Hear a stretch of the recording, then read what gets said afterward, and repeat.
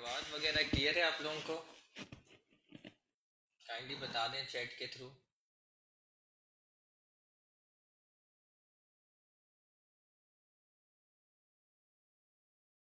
ठीक है, thank you. बिस्मिल्लाहिर्रहमानिर्रहीम, अल्हम्दुलिल्लाहि रब्बिल आलमीन, अस्सलातु वस्सलाम अलैका रसूलुल्लाह। आज हमारा जो टॉपिक है वो इनॉमलीज है और ये काफ़ी इम्पोर्टेंट टॉपिक है, चाहे फाइनल ईयर के स्टूडेंट्स हों चाहे पीजीज हों, ये बहुत इम्पोर्टेंट है इनॉमलीज। और हम मोस्टली हमारा फोकस आर्टिकल्स नहीं होगा, हमारा फोकस ये वल्बेरी की किताब होगा, मेजर हमारा फोकस। तो सबसे पहली जो एनॉमली डिस्कस की गई है वो है मिसिंग टीथ। मिसिंग टीथ यानी कि टीथ नहीं होना। तो इसके अंदर तीन चीज़ें आती हैं। नंबर 1 हाइपोडोंशिया, डिस्टॉर्शन हो रही है। मेरी आवाज़ में डिस्टॉर्शन है?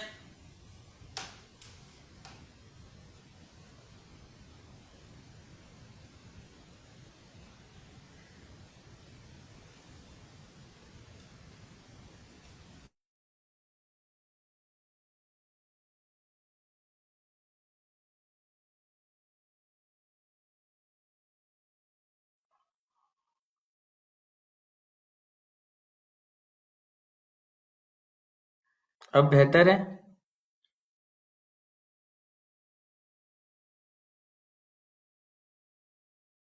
ठीक है। तो मिसिंग टीथ के अंदर तीन चीजें आती हैं। सबसे पहले हाइपोडोंशिया, फिर एलोडोंशिया और ओलिगोडोंशिया और फिर एनोडोंशिया।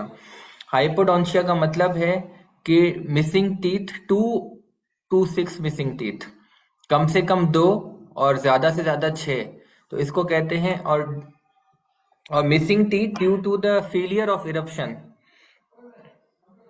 Due to as a result failure to develop ही नहीं हुआ है। एक तो मिसिंग होता है कि मैंने दांत एक्सट्रैक्ट कर लिया, वो मिसिंग काउंट नहीं होता, वो तो एक्सट्रैक्शन हो गई। मिसिंग का मतलब है failure to develop. 2 or 6 teeth failure to develop is known as hypodontia. Except third molars, इसके अंदर थर्ड मोलर्स काउंट नहीं होते हैं, थर्ड मोलर्स काउंट नहीं होते हैं इसके अंदर। ओलिगोडोंशिया का मतलब है कि more than 6 teeth are missing, 6 दांतों से ज्यादा। एनोडोंशिया का मतलब है कि टोटल लैक ऑफ टीथ, एक जॉ के, एक डेंटिशन के अंदर या दोनों डेंटिशन के अंदर कोई दांत ही नहीं है, सारे दांत मिसिंग हैं, तो इसको कहेंगे एनोडोंशिया। तो ये तीन टर्मिनोलॉजीज मेरा ख्याल है क्लियर हो गई होंगी आप लोगों के लिए। अभी आप लोगों से सवाल है, अच्छा दूसरा, एक तो ये होगी डेफिनेशन, तो ऑर्गेनाइज तरीके से चलेंगे। डेफिनेशन हो गई, उसके बाद आते हैं प्रिविलेंस, ये भी इंपॉर्टेंट है। प्रिविलेंस में आता है, प्राइमरी डेंटिशन में इसकी प्रिविलेंस होती है 0.1 to 0.9%, और परमानेंट डेंटिशन में होती है 3.5 to 6.5%। ये इंपॉर्टेंट है याद करना, परसेंटेज याद करना इंपॉर्टेंट है, मैं रिपीट कर रहा हूँ। प्रिविलेंस पूछी जाती है। डेफिनेशन, अब प्रिविलेंस। प्रिविलेंस में आ गया कि 0.1 to 0.9% primary dentition, 3.5 to 6.5% permanent dentition. उसके अलावा कौन से दांत में कौन सा, अच्छा उसके अलावा आते हैं कि मेल फीमेल रेशो। तो फीमेल मेल रेशो है वो 4:1 है, यानी कि खवातीन में 4 गुना ज्यादा दांत मिसिंग होने के चांसेस हैं। फीमेल मेल रेशो 4:1 है, फीमेल में 4 गुना ज्यादा होता है। तो ये प्रिविलेंस के अंदर बातें आ गई। इसके अलावा कौन सा दांत सबसे ज्यादा मिसिंग होता है, कोई बताएगा आप में से? Sir lateral incisor. Sir lateral, lateral incisor. Lateral incisor.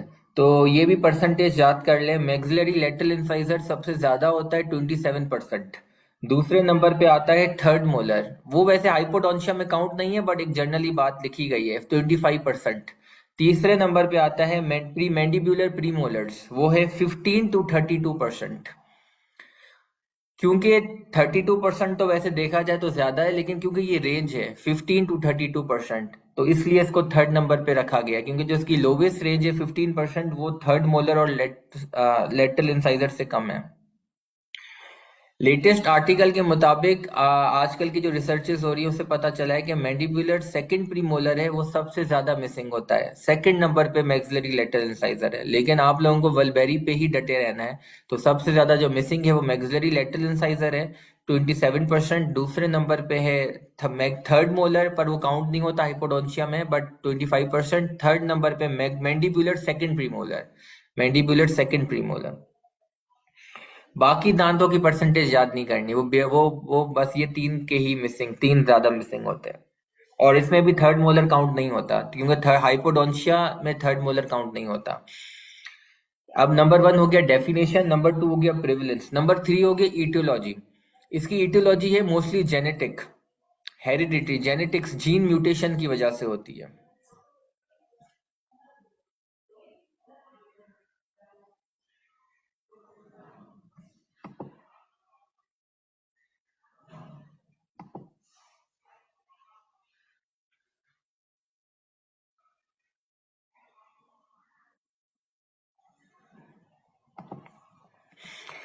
जो ईटियोलॉजी है जेनेटिक, जीन म्यूटेशन की वजह से होती है। तो उसके अंदर मुख्तलिफ फैक्टर्स आते हैं जेनेटिक के अंदर।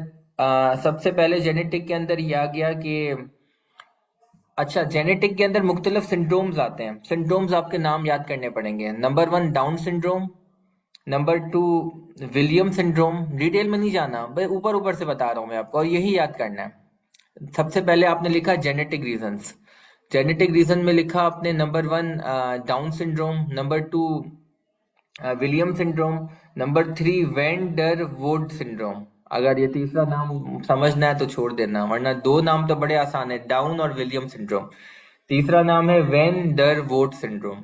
बस नाम याद करने हैं, इनके डिटेल में कुछ भी ही नहीं जाना, सारा फजूल लिखा हुआ है, सब छोड़ दो।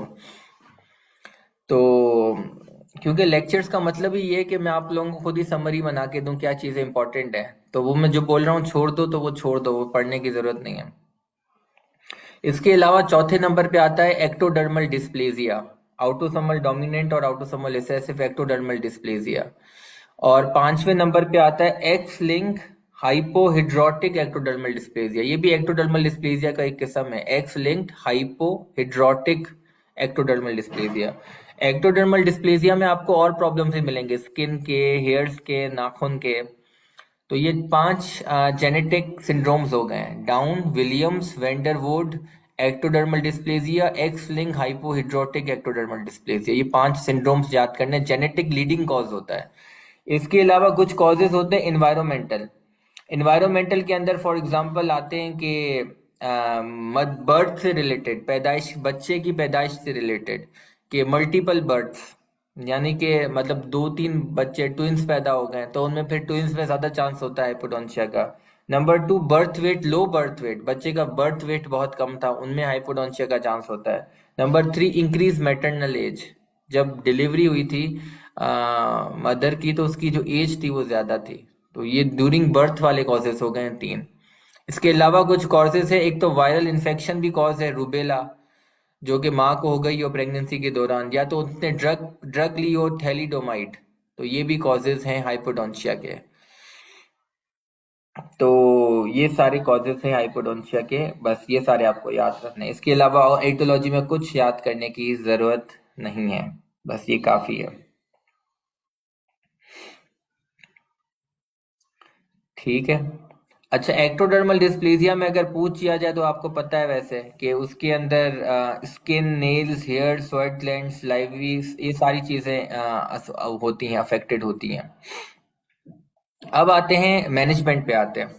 मैनेजमेंट बड़ी सिंपल है। हाइपोटोंशिया के साथ जो मोस्ट कॉमनली दूसरी चीज होती है, हाइपोटोंशिया के साथ जो मोस्ट कॉमनली जो चीज होती है वो होती है माइक्रोडोंशिया।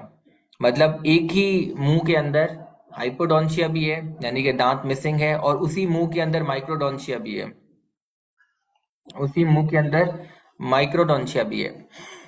तो आपको माइक्रोडोंशिया को कैसे ट्रीट करना है? पैग लेटरल को, यानी कॉम्पोजिट रेस्टोरेशन से ट्रीट करना है, डायरेक्ट कॉम्पोजिट रेस्टोरेशन। अगर बच्चा इनकोऑपरेटिव है तो फिर आपको लेबोरेटरी से बनाने पड़ेंगे इनडायरेक्ट कॉम्पोजिट विनियर्स, उससे ट्रीट करना पड़ेगा। अब बात तो हाइपोडोंशिया की चल रही है, हाइपोडोंशिया को एग्जैक्टली कैसे ट्रीट करना है उसका एक ही जवाब है, वो है डेंचर। पार्शियल डेंचर या कंप्लीट डेंचर डिपेंड करता है, एनोडोंशिया तो कंप्लीट वरना पार्शियल डेंचर। अब ये डेंचर कुछ अजीब किस्म के बनते हैं, इसमें होल्स होते हैं, होल्स क्यों होते हैं? क्योंकि जब परमानेंट टूथ इरप्ट होगा ना, उसकी जगह क्रिएट की जाती है ताकि वो आराम से इरप्ट हो सके, वरना तो रुकावट आ जाएगी परमानेंट टूथ की इरप्शन के अंदर, तो होल्स होते हैं। और डेंचर बार बार चेंज किए जाते हैं बच्चों में, इंपॉर्टेंट बात है, क्योंकि उसका जो जॉ ग्रो हो रहा है ना, तो फिर प्रॉब्लम्स क्रिएट होते हैं। मैंडिबुलर जो डेंचर है उसमें इंस्टेबिलिटी आ जाती है, और मैक्सिला वाले डेंचर के अंदर अल्सर्स आ जाते हैं सॉफ्ट और हार्ड पैलेट के जंक्शन पे। तो वो जैसे ही अल्सर्स आएंगे, ये निशानी है कि आपको नया डेंचर फिर से बनाना है। लोअर डेंचर जैसी अनस्टेबिलिटी आएगी, आपको दूसरा लोअर डेंचर बनाना है। बस ये हो गया हमारा हाइपोडोंशिया, मिसिंग टीथ हो गया। तो पहला टॉपिक हमने कवर कर लिया, और इस तरह किया है। सबसे पहले हमने डेफिनेशन पढ़ी, फिर प्रेवलेंस, फिर ईटियोलॉजी।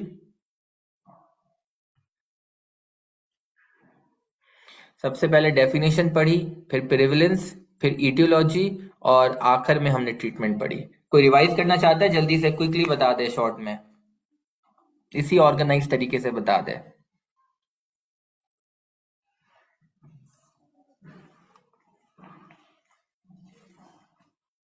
कोई भी।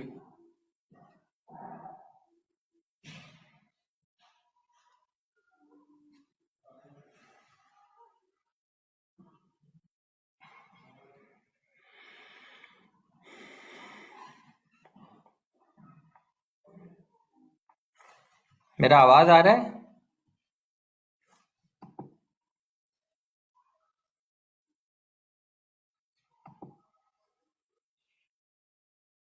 हाँ, तो रिपीट कर लेना। डॉक्टर फरिया आप बता दें, आप रिपीट कर लें। सर आपने बताया कि तीन तरह के जो है वो मिसिंग दांत होते हैं, एक हाइपोडोंशिया, ओलिगोडोंशिया एंड एनोडोंशिया। हाइपोडोंशिया में up to 6 missing teeth, oligodontia में we have more than 6 missing, and anodontia there is complete absence of teeth. फिर आपने प्रेवलेंस बताई है, उसमें बताया है कि प्राइमरी डेंटिशन में वी हैव 0.1 टू 0.9%, 3.5 टू 6.5% जो है प्रेवलेंस इन परमानेंट टीथ। और सबसे ज्यादा मिसिंग टीथ जो है वो मैक्सिलरी लेटरल इंसाइजर्स होते हैं। देन थर्ड एटियोलॉजी बताइए। एटियोलॉजी में जेनेटिक इन ओरिजिन होते हैं, जिसमें हमारे पास डिफरेंट सिंड्रोम्स होते हैं, like Down syndrome, William syndrome, Van der Woude syndrome, ectodermal dysplasia and hypohydrotic ectodermal dysplasia. We have environmental factors as well, जिसमें हमारे पास मल्टीपल बर्थ्स होती हैं, लो बर्थ वेट इन्फेंट्स होते हैं, and increase maternal age. Viral infection की वजह से भी हो सकता है, लाइक रूबेला, और ड्रग्स हो गया लाइक थाइलोडोमाइड। इसके अलावा आपने बताया कि एक्टोडर्मल डिस्प्लेजिया में हेयर, स्किन और नेल्स जो है वो इफेक्टेड होते हैं, और इसके अलावा जो है वो मल्टीपल जो स्किन ग्लैंड्स होते हैं, स्वेट ग्लैंड्स होते हैं, वो इफेक्टेड होते हैं। फिर आपने ट्रीटमेंट बताया गया। ट्रीटमेंट में हमारे पास अगर मिसिंग दांत है तो इसके साथ जो है वो हमारे पास हाइपोडोंशिया भी वो क्या माइक। कहते हैं, माइक्रोडोंशिया होता है। तो उसमें हम कॉम्पोजिट बिल्डअप करते हैं, और फुल डेंचर देते हैं up to 3 years of age में। और अगर लोअर मैंडिबुलर डेंचर जो है वो इंस्टेबल हो तो इसका मतलब है कि हमने डेंचर जो है वो चेंज करना है। और इसके अलावा जो डेंचर प्लेट होती है उसमें हम होल्स जो है वो क्रिएट करते हैं, ताकि परमानेंट डेंटिशन जब हो तो वो उसमें कोई मसला ना हो। बस। परफेक्ट, बहुत जबरदस्त बताया। तो बस यही याद करना है जो आपने बताया, और कुछ याद करने की जरूरत नहीं है। अब आते हैं number 2, supernumerary teeth. Supernumerary teeth में भी डेफिनेशन तो पता है आप लोगों को कि जो दांत एक्स्ट्रा टीथ हो, बस एक्स्ट्रा डेफिनेशन क्या है, एक्स्ट्रा टीथ को कहते हैं जो नॉर्मल दांत डेंटिशन के अलावा जो एक्स्ट्रा टीथ हो उसको सुपर न्यूमरी टीथ कहते हैं। अब सुपर न्यूमरी टीथ ना बेसिकली दो किस्म के हैं। एक सुपर न्यूमरी टीथ है विच रिसेंबल द नॉर्मल दांत, बिल्कुल जो नॉर्मल दांत है ना उसको रिसेंबल कर रहे हैं, उसको कहते हैं सप्लीमेंट्री टीथ। सप्लीमेंट्री टूथ का नाम दिया गया, जो बिल्कुल सेम होते हैं नॉर्मल दांत की तरह, सप्लीमेंट टूथ कहा जाता है।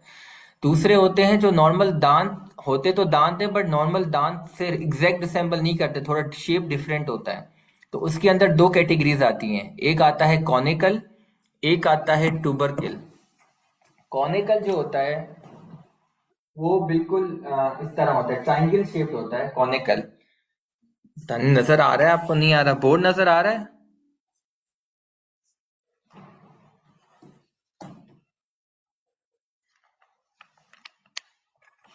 तो जो होता है कॉनिकल शेप्ड होता है, यानी ट्रायंगुलर शेप्ड होता है, और दूसरा होता है ट्यूबरकुलर शेप। अब जो कॉनिकल है वो इजीली इरप्ट हो जाता है, लेकिन वो थोड़ा सा पैलेटली इरप्ट होता है, एक्स्ट्रा दांत। और जो ट्यूबरकिल है वो इरप्ट नहीं होता, वो हमेशा अंदर धंसा रहता है, अंदर फंसा रहता है, इरप्ट इरप्ट होता ही नहीं, बहुत रेयरली इरप्ट होता है। ये लिखा नहीं हुआ, लेकिन ये मैं अपनी तरफ से बता रहा हूँ, मतलब आर्टिकल में लिखा हुआ है। यहाँ सिर्फ नाम लिखे हुए हैं, कॉनिकल और ट्यूबरक्यूलेट। तो कॉनिकल नॉर्मली इरप्ट हो जाता है, ट्यूबरक्यूलेट इरप्ट नहीं होता।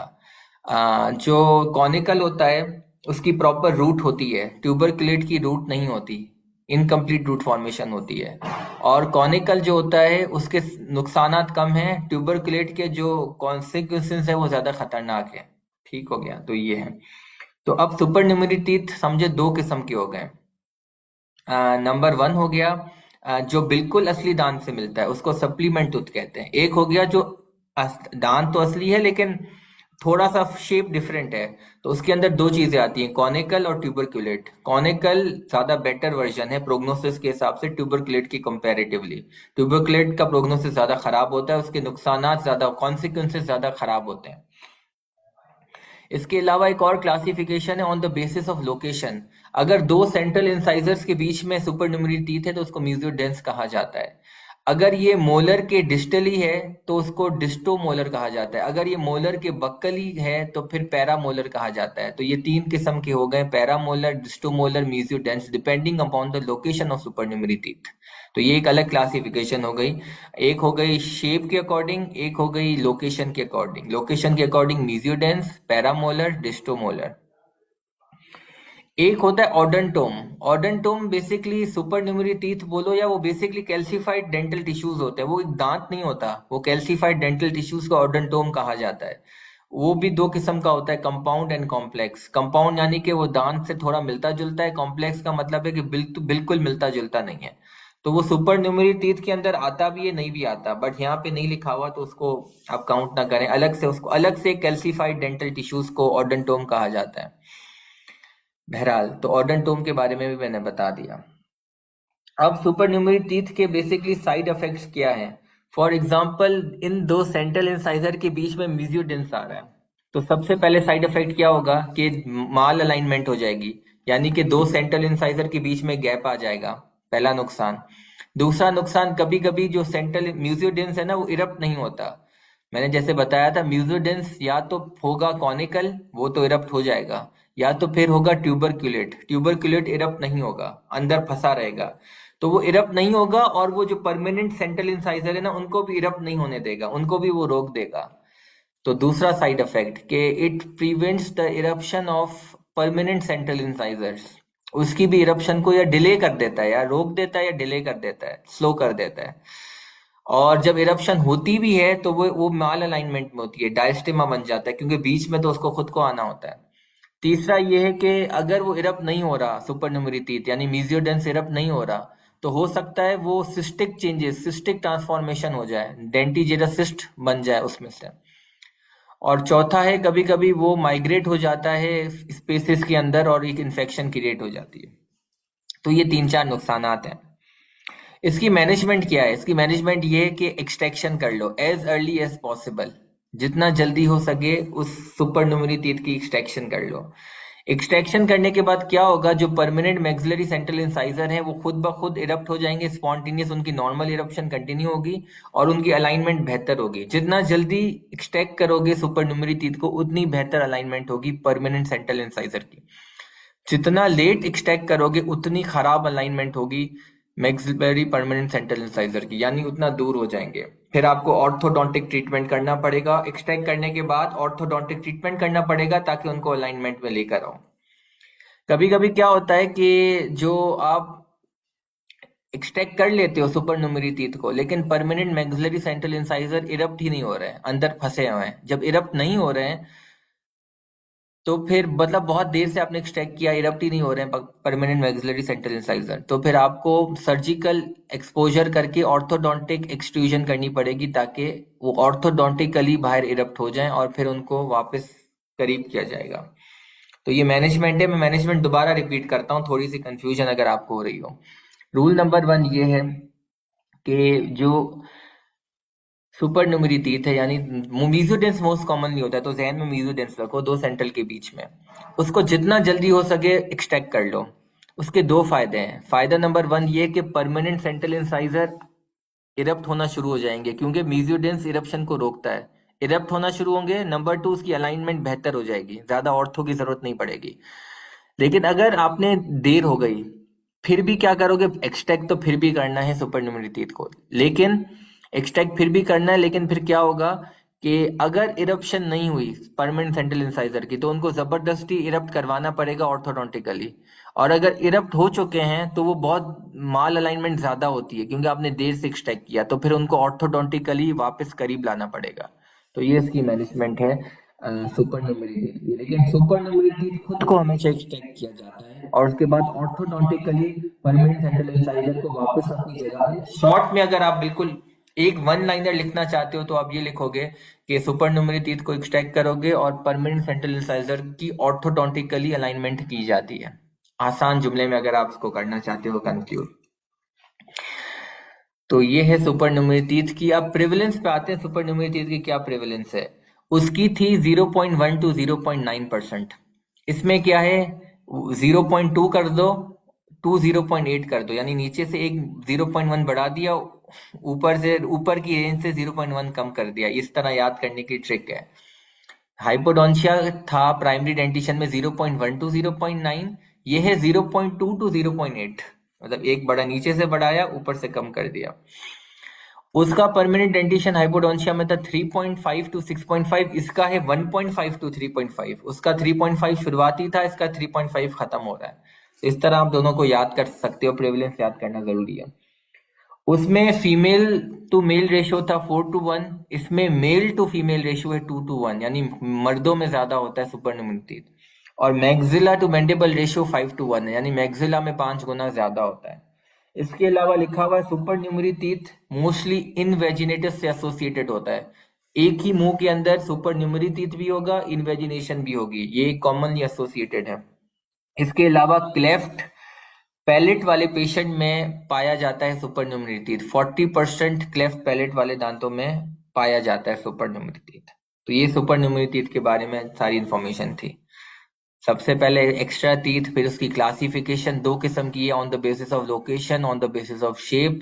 फिर इसके क्या क्या कॉम्प्लिकेशंस हो सकती हैं कि परमानेंट टीथ की इरप्शन को वो रोक देगा, हो सकता है रोक दे, जरूरी नहीं है, हो सकता है रोक दे, हो सकता है कि माल अलाइनमेंट हो जाए, हो सकता है ये खुद सिस्ट में कन्वर्ट हो जाए सुपर न्यूमेरी टीथ, हो सकता है इसकी कहीं माइग्रेशन हो जाए स्पेसिस के अंदर, इन्फेक्शन हो जाए।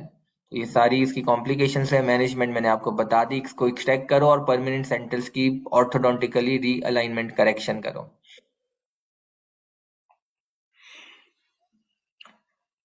ठीक है, कोई रिपीट करना चाहता है या आगे बढ़े।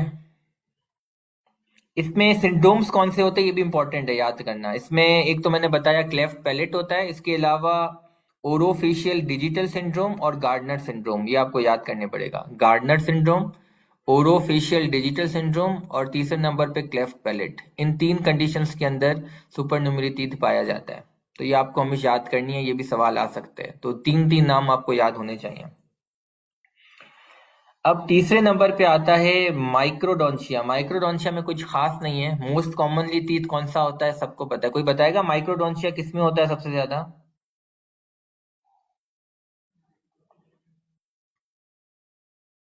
माइक्रोडोंशिया किसमें होता है। लेटरल में नहीं होता, वो भी लेटरल लेटरल में ही होता है। लेटरल में ही होता है, मैक्सिलरी लेटरल में होता है। अच्छा, सबसे ज्यादा लार्ज रूट किसमें पाई जाती है। K9। मैक्सिलरी सेंट्रल इंसाइजर में। ये उसकी बात कर रहा हूँ, वैसे तो आप कैनाइन सही कह रहे हो, मतलब ये उसकी बात कर रहे हैं हम, माल फॉर्मेशन की बात कर रहे हैं। तो उसको कहते मैक्रो रूट। हाँ, मैक्रो रूट किस में पाई जाती है, मैक्सिलरी सेंट्रल इंसाइजर में। माइक्रो रूट किस में पाई जाती है, मैक्सिलरी सेंट्रल इंसाइजर में। बस इसमें इतना याद करना है बीसी के ऊपर, ये अलग से नहीं पूछे जाएंगे कि माइक्रोडोंशिया किस में होता है, मैक्सिलरी लेटरल इंसाइजर में।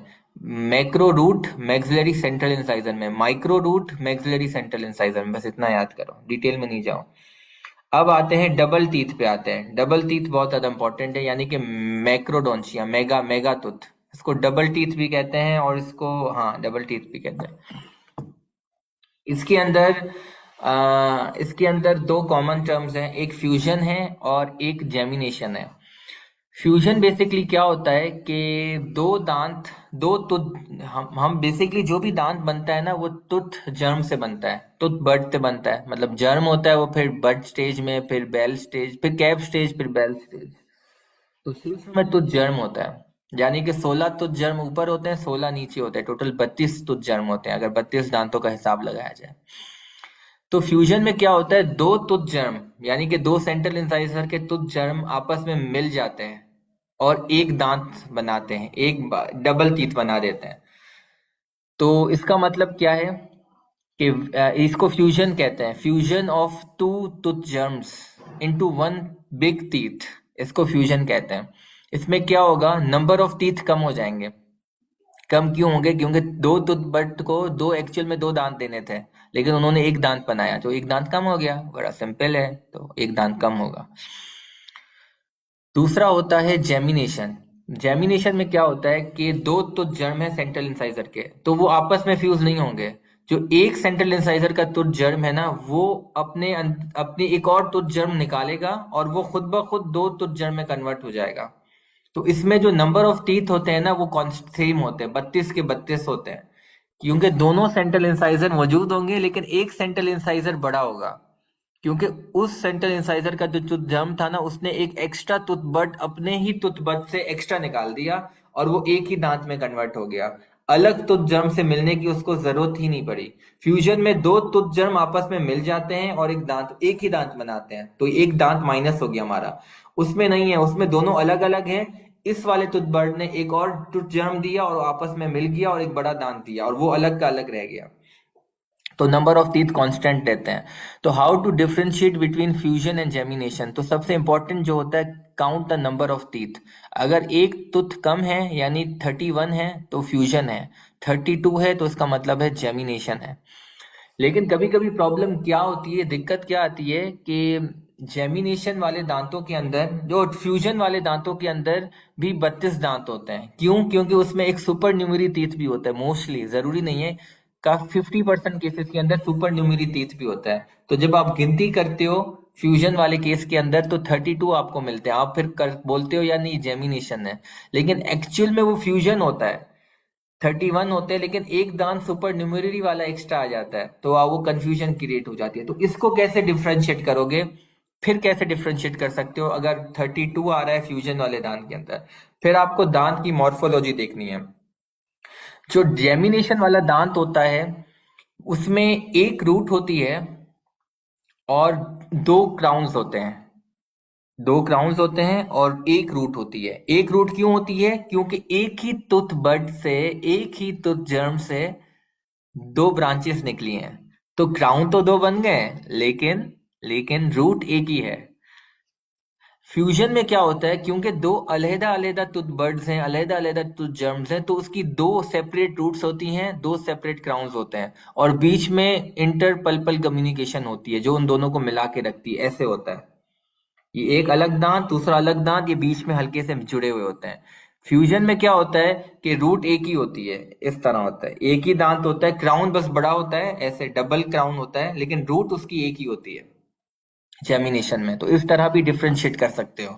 जेमिनेशन में हमेशा सिंगल कैनाल और सिंगल रूट मिलेगी, जबकि फ्यूजन में दो कैनाल और दो रूट्स मिलेंगी। और क्राउन दोनों में जाहिर सी बात है दो मिलेंगे, या एक बड़ा क्राउन होगा बीच में एक सेंट्रल नॉच होगा, मतलब इसको आप दो क्राउन भी कह सकते हो, या एक ही क्राउन बोलो बीच में एक ऐसे नॉच होगा, ऐसे नॉच होगा, नॉच बता रहा होगा कि हाँ यार यहाँ पे मिलाप हुआ है। अब वो डिपेंड है वो नॉच कितना बड़ा है, या बहुत बड़ा है वो छोटा नॉच है।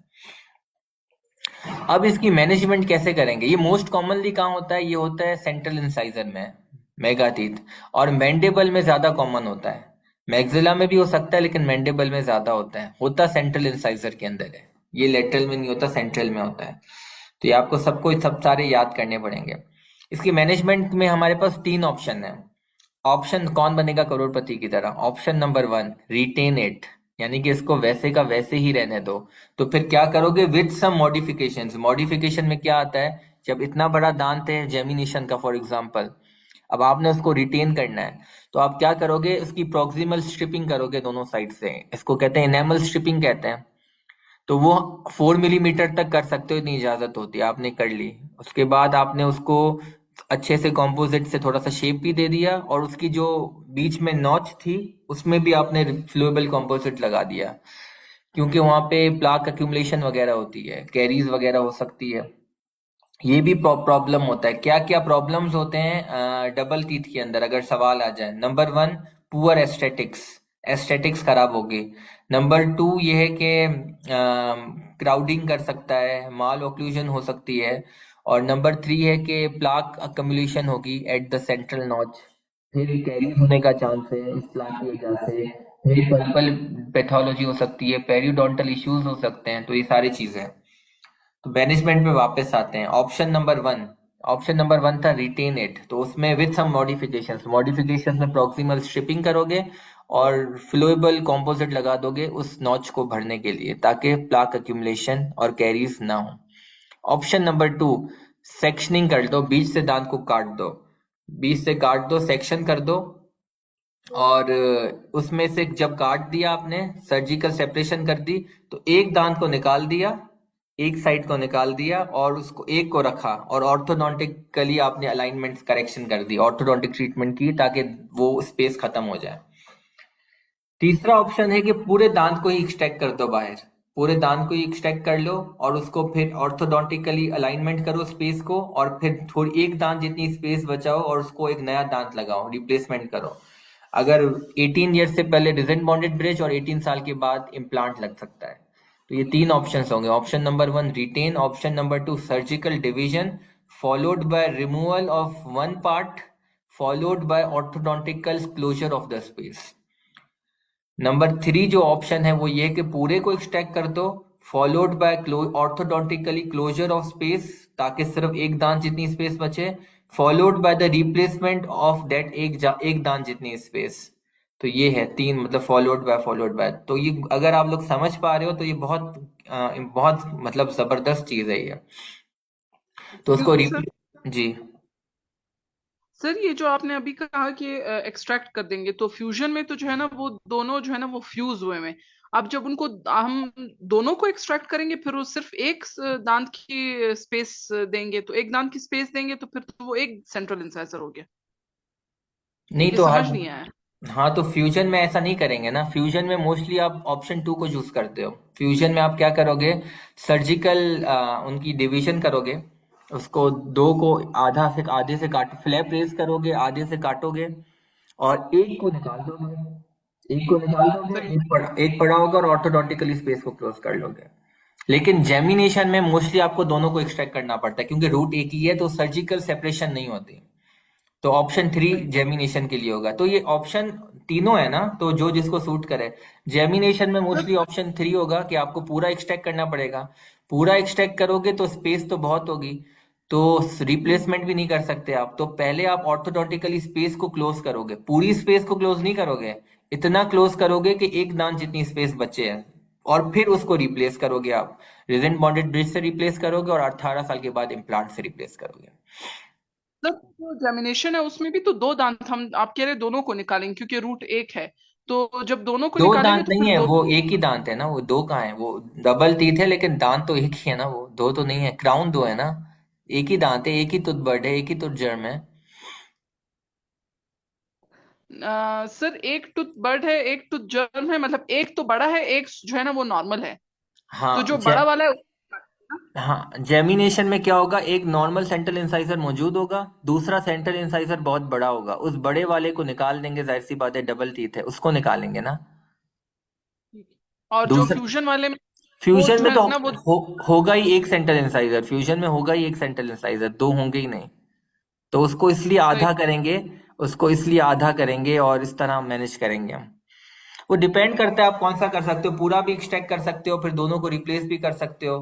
तो मतलब ये वेरिएशन है, ऑप्शन बी कर रहे हो, सी कर रहे हो, तो मतलब ये ऑप्शन पता होने चाहिए कि ये अब वो केस टू केस वेरी करता है ना, कौन सा केस आता है, वो डिपेंड करता है कि नंबर 1 आर्च में कितनी स्पेस है, नंबर 2 दो पल्पल कैनाल या रूट मॉर्फोलॉजी क्या है, उसके अलावा डिपेंड करता है कि पल्पल की आपस दो दांतों की कम्युनिकेशन कितनी एक्सटेंड तक है आपस में। तो बहुत चीजें मैटर करती हैं, क्राउडिंग कितनी है। ठीक है, थैंक यू सर। बट ये 3 बेसिक ऑप्शन मैंने बताए, बट वो डिपेंड करता है वेरी वेरी। ऑप्शन नंबर 1 है रिटेन कर लो और उसकी शिपिंग करके उसको सील कर लो। ऑप्शन 2 है कि सिर्फ आधे दांत को निकालो और फिर स्पेस को क्लोज कर लो। और ऑप्शन 3 है कि पूरे दांत को निकाल दो और फिर रिप्लेसमेंट करो और ऑर्थोडोंटिकली स्पेस क्लोज करो। अगर स्पेस क्लोज की जरूरत है तो करो, जरूरत नहीं है तो नहीं करो। रिप्लेसमेंट की जरूरत है तो करो। तो वो उस वक्त सिचुएशन के हिसाब से देखा जाएगा कि क्या पेशेंट और डेंटिस्ट आपस में डिसाइड कर रहे हैं। बट ये जहन में आप लोगों की बातें होनी चाहिए कि ये कॉम्बिनेशन है, ऑर्थो रेस्टोरेटिव अप्रोच है, कि मे बी रेस्टोरेशन की भी रेस्टोरेटिव स्पेशलिस्ट भी चाहिए और ऑर्थोडोंटिक ओपिनियन भी चाहिए और सर्जिकल ओपिनियन भी चाहिए। तो एक ये वो है, मल्टी डिसिप्लिनरी अप्रोच है। तो ये कॉन्सेप्ट होना चाहिए, it is a multi disciplinary approach. अब आते हैं हम ठीक है ना, डबल टीथ की। हाँ, डबल टीथ के बारे में वो आप प्रेवलेंस मैंने नहीं बताई। प्रेवलेंस की पॉइंट्स में लिखी हुई है 0.5 to 1.6% प्राइमरी डेंटिशन में और 0.1 to 0.2% परमानेंट डेंटिशन में। ना परमानेंट में बहुत कम होती है, प्राइमरी में ज्यादा होता है। और प्राइमरी में ज्यादा किस में होता है? मैंडेबल के लोअर सेंट्रल इंसाइजर में सबसे ज्यादा होता है, ये याद रखिएगा। ये बीसीक्यू का पॉइंट है, मैंडेबल के लोअर सेंट्रल इंसाइजर में प्राइमरी में। अब आते हैं असेसरी कस्प, यानी कि कस्प एक्स्ट्रा होना। असेसरी कस्प जो है प्राइमरी डेंटिशन में होते हैं mesiobuccal cusp of mesiobuccal cusp of primary first molar, उसमें एक एक्स्ट्रा कस्प होता है। और उसके अलावा mesio palatal cusp of primary second molar, mesio palatal cusp of primary second molar, जिसको कस्प ऑफ कैरेबिलाई की तरह होता है। जबकि परमानेंट में कस्प ऑफ कैरेबिलाई होता है मीजियो palatal cusp of permanent first molar और प्राइमरी के सेकेंड मोलर में होता है। वो कस्प ऑफ कैरेबिलाई कहाँ होता है? मीजियो पैलेटल कस्प, परमानेंट के फर्स्ट मोलर में, प्राइमरी के सेकेंड मोलर में। ये बस आपको याद रखना है। इसके अलावा है टेलॉन कस्प, और टेलॉन कस्प के बारे में मैं बताना चाहूंगा, लेकिन अभी नए जूम लिंक शेयर करता हूं मैं। ये 1 मिनट है, जूम लिंक बंद हो जाएगा। सर जो ये कस्प ऑफ कैरेबिला है, ये परमानेंट के फर्स्ट मोलर पे? हाँ, फर्स्ट परमानेंट प्रीमोलर। नहीं, ठीक है। और प्राइमरी के second primary molar, mesio palatal